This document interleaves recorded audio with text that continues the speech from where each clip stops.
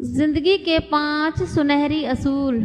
حضرت ابو ہریرہ رضی اللہ عنہ سے روایت ہے، رسول اللہ صلی اللہ علیہ وآلہ وسلم نے ایک دن ہم لوگوں کو مخاطب کرتے ہوئے فرمایا، کون ہے جو مجھ سے سیکھ لے یہ خاص باتیں؟ بسم اللہ الرحمن الرحیم۔ السلام علیکم ورحمۃ اللہ وبرکاتہ۔ محترم ناظرین، رسول اللہ صلی اللہ علیہ وآلہ وسلم نے فرمایا، بندے کی آزمائش اس کے دین کے حساب سے ہوتی ہے۔ اگر وہ اپنے دین میں پختہ اور مضبوط ہو تو اس کی آزمائش بھی زیادہ ہوتی ہے، اور اگر اس کا ایمان کمزور ہو تو اس کی آزمائش اسی حساب سے کم ہوتی ہے۔ بندے پر مسلسل آزمائشیں آتی رہتی ہیں، حتیٰ کہ وہ اسے ایسا پاک کر دیتی ہیں کہ وہ زمین پر چل پھر رہا ہوتا ہے اور اس کے ذمے کوئی گناہ نہیں ہوتا۔ لوگوں نے ایک دفعہ حضرت ابراہیم ادھم بلخی رحمۃ اللہ علیہ سے سوال کیا، کیا وجہ ہے اللہ تعالی ہماری دعائیں قبول کیوں نہیں فرماتا؟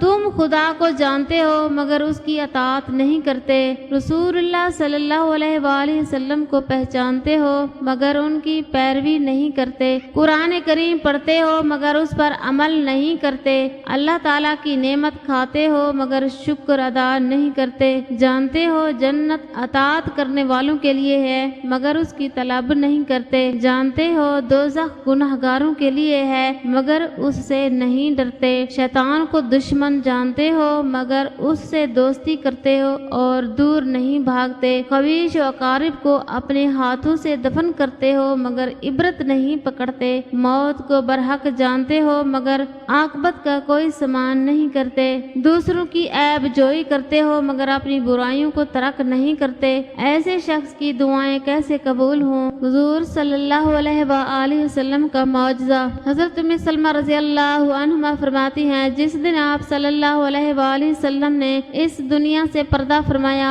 اس دن میں نے آپ صلی اللہ علیہ وآلہ وسلم کے سینہ مبارک پر ہاتھ رکھا تھا، اس کے بعد ایک زمانہ گزر گیا، میں اس ہاتھ سے کھاتی رہی اور دھوتی رہی لیکن میرے ہاتھ سے مشک کی خوشبو ختم نہیں ہوئی۔ رسول اللہ صلی اللہ علیہ وآلہ وسلم نے فرمایا، کیا تم میں سے کوئی روزانہ 1000 نیکیاں کمانے سے بھی عاجز رہ سکتا ہے؟ عرض کی گئی، ہم میں سے کوئی 1000 نیکیاں کیسے کما سکتا ہے؟ آپ صلی اللہ علیہ وآلہ وسلم نے فرمایا، 100 بار سبحان اللہ کہنے والے کے لیے 1000 نیکیاں لکھ دی جائیں گی یا 1000 گناہ مٹا دیے جائیں گے۔ زمین میں چشمے کیسے جاری ہوئے؟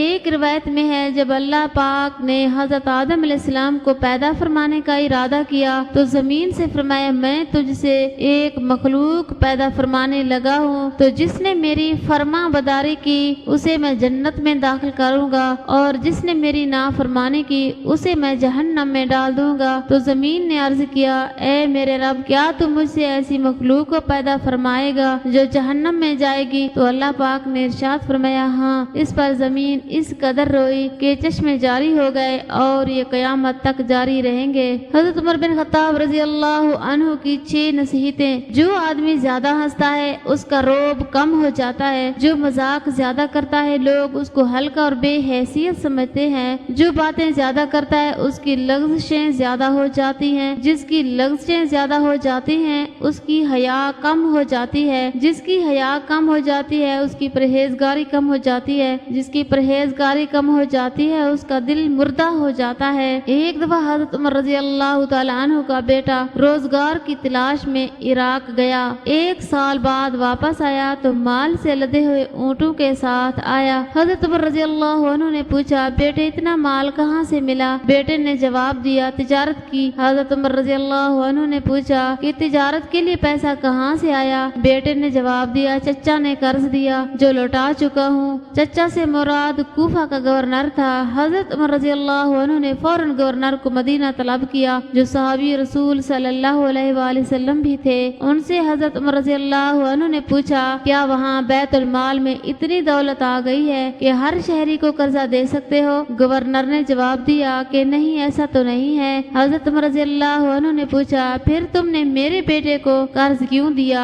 اس لیے نا کہ وہ میرا بیٹا ہے، میں تمہیں معزول کرتا ہوں کیونکہ تم امانت داری کے اہل نہیں ہو۔ پھر حضرت عمر رضی اللہ عنہ نے اپنے بیٹے کو حکم دیا کہ سارا مال بیت المال میں جمع کرا دو، اس پر تمہارا کوئی حق نہیں۔ حضرت ابو ہریرہ رضی اللہ عنہ سے روایت ہے کہ رسول اللہ صلی اللہ علیہ وآلہ وسلم نے ایک دن ہم لوگوں کو مخاطب کرتے ہوئے فرمایا کون ہے جو مجھ سے سیکھ لیں یہ خاص باتیں، پھر وہ خود ان پر عمل کرے یا دوسرے عمل کرنے والوں کو بتائے؟ میں نے عرض کیا یا رسول اللہ صلی اللہ علیہ وآلہ وسلم میں حاضر ہوں۔ تو آپ صلی اللہ علیہ وآلہ وسلم نے اظہار شفقت میرا ہاتھ اپنے دست مبارک میں لے لیا اور گن کر یہ 5 باتیں بتائی۔ پہلی بات، جو چیزیں اللہ نے حرام قرار دی ہیں ان سے بچو اور ان سے پورا پرہیز کرو، اگر تم نے ایسا کیا تو تم بہت بڑے عبادت گزار ہو۔ دوسری بات آپ نے یہ فرمائی اللہ نے جو تمہاری قسمت میں لکھا ہے اس پر راضی اور مطمئن ہو جاؤ، اور اگر ایسا کرو گے تم بڑے بے نیاز اور دولت مند ہو جاؤ گے۔ تیسری بات، اپنے پڑوسی کے ساتھ اچھا سلوک کرو، اگر ایسا کرو گے تم مومن کامل ہو جاؤ گے۔